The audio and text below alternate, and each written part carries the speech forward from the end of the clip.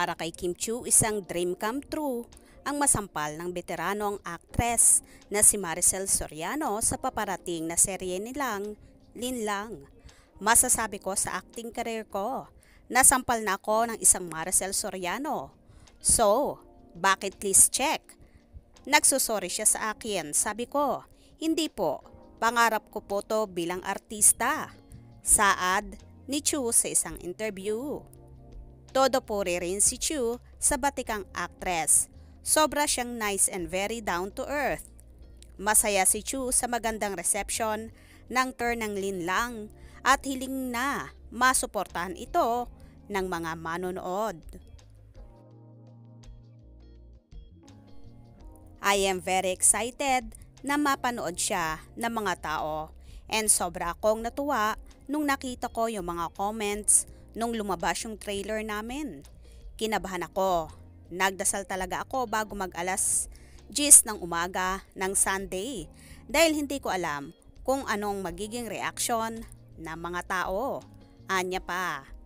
Nagulat din ako na naging positive yung response and my growth as an actor. Kaya kinilig talaga ako. Hindi talaga ako nakatulog noon.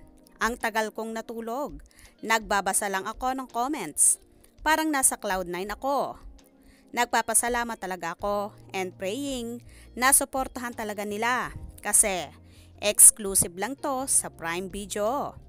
Makakasama nina Maricel Soriano at Chiu, sina Paulo Avellino, Ruby Ruiz, Jaime Fabregas, Raymond Bagaching, Vance Larena, Heaven Peralejo, Adrian Lindayag, Reyes Machas, Angie Salvacion at Kais.